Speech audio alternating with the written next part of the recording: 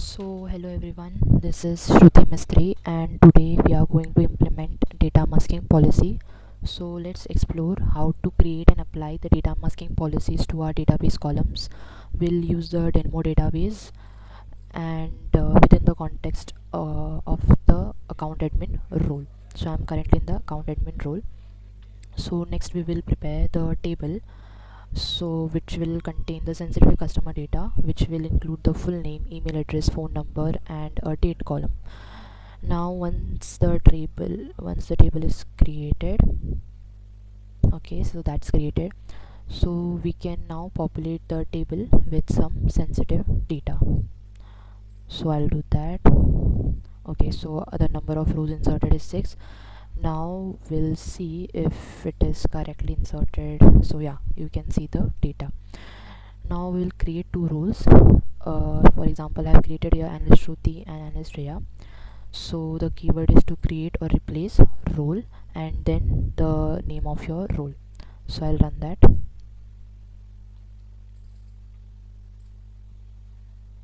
So the two roles have been created. So now the rules will have different levels of data access, allowing us to test the policy assignment. Now we'll grant these rules the necessary permission to access the table. So we'll give grant usage on the database DemoDB to our role analyst Shruti and similar to the other role.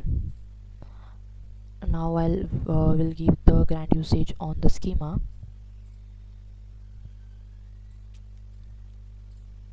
and then we'll give grant select on table permission to our roles.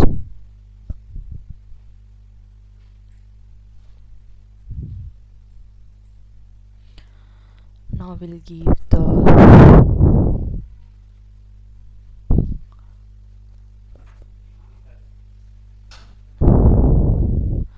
the grant usage on warehouse compute to both the analyst. So once that's done, we'll grant the role to the user. Okay, so the next step is to set up the masking policy. The policy definition includes the data type of the original column and the data type of the return column, which must be the same. For instance, a numeric column must return a numeric masked value. Like here we are, varchar will return a varchar value. The next is to create a case statement to specify the roles that can see the original data. In this case, only one analyst will see the original data.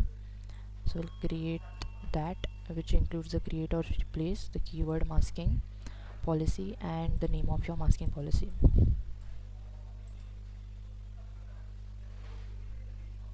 After creating the masking policy, we'll apply it to a specific column in our customers table using the alter table command, the name of your column and set the masking policy phone to it. Now we'll see if our policies are working properly. So I'll first use the role Shruti and then see if we can see the data.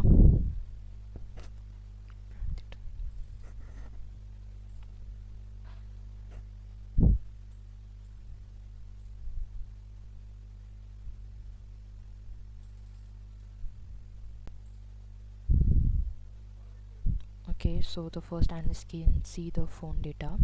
Now let's check if the second analyst can see the data, since we have not specified it in our current role. So the second analyst is not able to see the phone data and it has been masked. So we have successfully implemented data masking in Snowflakes. Thank you.